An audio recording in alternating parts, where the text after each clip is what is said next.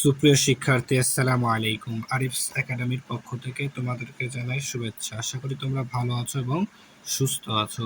তো আজকে আমি তোমাদের গণিত বইয়ের পৃষ্ঠা নম্বর ৭৬ এর ২ এবং ৩ নম্বর যে লিখিত দুইটা অঙ্ক আছে সেগুলো সমাধান করে দেবো, ঠিক আছে? তাহলে চলো শুরু করা যাক। তো প্রথমে দেখো ২ নাম্বারটা সমাধান করব, ঠিক আছে? তো তার আগে আমাদেরকে কি প্রশ্নটা ভালো মতো পড়তে হবে, ঠিক আছে? তাহলে এখানে দেখো লেখা আছে যে কি এক জোড়া চারা গাছের দাম, ঠিক আছে? এক জোড়া চারা গাছের দাম ১৩০ টাকা। তুমি ১১ জোড়া চারা গাছ কিনে দোকানদারকে ১৫০০ টাকা দিলে দোকানদার তোমাকে কত টাকা ফেরত দেবে, ঠিক আছে? তাহলে দেখো তুমি আচ্ছা, এখানে আমার দেওয়া আছে, দেখো এক জোড়া চারা গাছের দাম ১৩০ টাকা। তুমি ১১ জোড়া চারা গাছ কিনেছো, আচ্ছা, তাহলে তুমি ১১ জোড়া চারা গাছ কিনেছো, কেনার পর দোকানদারকে তুমি ১৫০০ টাকা দিয়েছো। তাহলে দোকানদার তোমাকে এখন কত টাকা ফেরত দেবে সেটা তোমাকে এখন বের করতে বলেছে, ঠিক আছে? তাহলে দেখো এখানে আমাদের এক জোড়া চারা গাছের দাম দেওয়া আছে, তাহলে আমি কিনেছি ১১ জোড়া, তো প্রথমে আমাকে ১১ জোড়া চারা গাছের দামটা কি বের করে নিতে হবে, তাই না? তাহলে দেখো আমরা লিখতে পারি এখানে কি জোড়া এক জোড়া চারা গাছের, তাহলে এক জোড়া চারা গাছের দাম ১৩০ টাকা, ঠিক আছে? এক জোড়া চারা গাছের দাম ১৩০ টাকা। তাহলে আমি কিনেছি ১১ জোড়া, তাহলে অতএব ১১ জোড়া চারা গাছের দাম সমান সমান, তাহলে এক জোড়া চারা গাছের দাম যদি ১৩০ টাকা হয়, তাহলে ১১ জোড়া চারা গাছের দাম কি আরো বেশি হবে, আর বেশি হলে আমাদেরকে কি করতে হয়, গুণ করতে হয়, তাই না? তাহলে ১৩০ গুণন ১১ টাকা, ঠিক আছে? তাহলে যদি গুণ করি, দেখো তাহলে এখন আমি যদি এখানে গুণ করি ১৩০কে ১১ দ্বারা, তাহলে দেখো ১ শূন্য শূন্য, ৩ একে ৩, ১ একে ১, ০ ১ শূন্য শূন্য, ৩ একে ৩, ১ একে ১, তাহলে ০ ৩ ৪ ১, ১৪৩০ টাকা। তাহলে ১৪৩০ টাকা। তাহলে ১১ জোড়া চারা গাছের দাম কত? ১১ জোড়া চারা গাছের দাম আসছে আমার ১৪৩০ টাকা।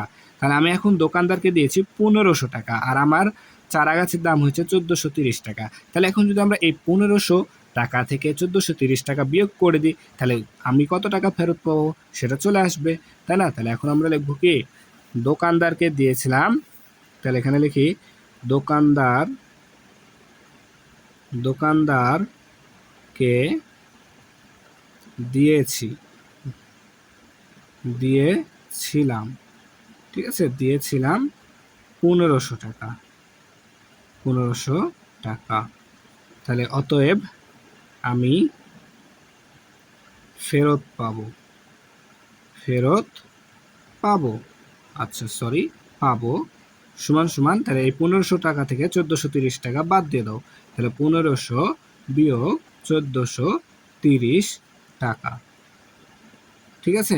তাহলে যদি বিয়োগ করি, দেখো ১৪৩০ টাকা, অর্থাৎ দেখো ০ থেকে ০ বাদ দিলে ০, আবার ০ থেকে ৩ বাদ দিতে হবে, তাহলে ০ থেকে ৩ বাদ যায় না, তাহলে ১০, ১০ থেকে ৩ বাদ দিলে ৭, তারপরে হাতে থাকে ১, ১ দিয়ে দিলাম ৪কে, ৪ হয়ে গেল ৫, তাহলে ৫ থেকে ৫ বাদ দিলে ০, বামের শূন্যের দাম নাই, আবার ১ থেকে ১ বাদ দিলে ০, বামের শূন্যের দাম নাই, তাহলে আমি ফেরত পাবো কয় টাকা?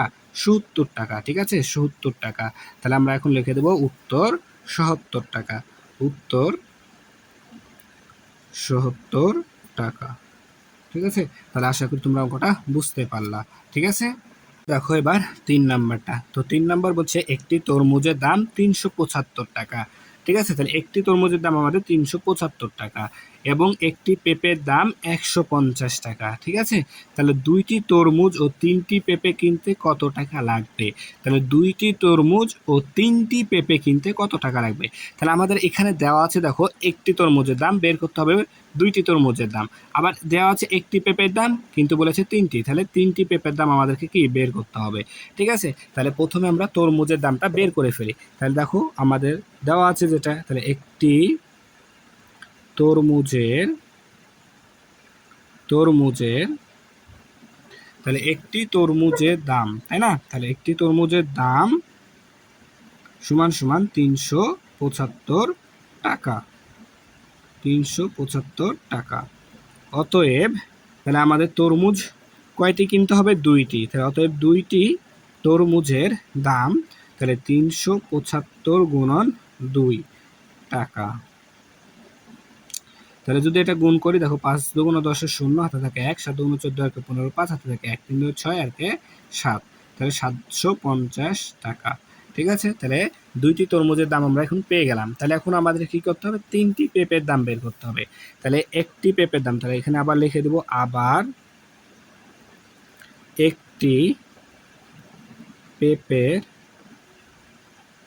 পেঁপের দাম।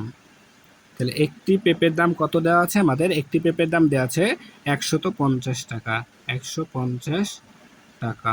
ঠিক আছে, তাহলে পেঁপে আমরা কিনবো কয়টি, 3টি।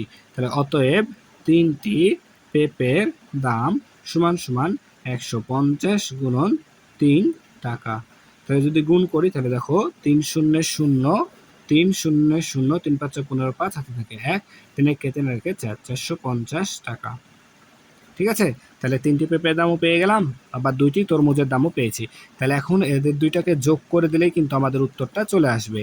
ঠিক আছে, তাহলে এখন আমরা এখানে লিখব 2টি তরমুজের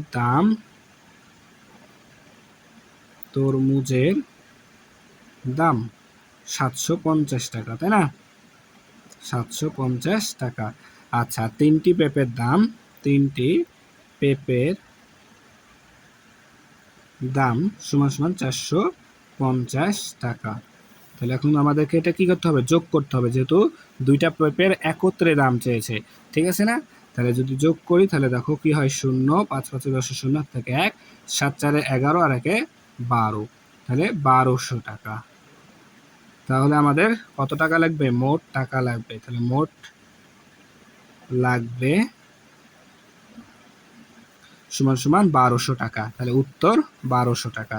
তাহলে আমরা এখানে লিখে দিই উত্তর 1200 টাকা। ঠিক আছে, তাহলে আশা করি তোমরা অঙ্ক দুইটা বুঝতে পারলা।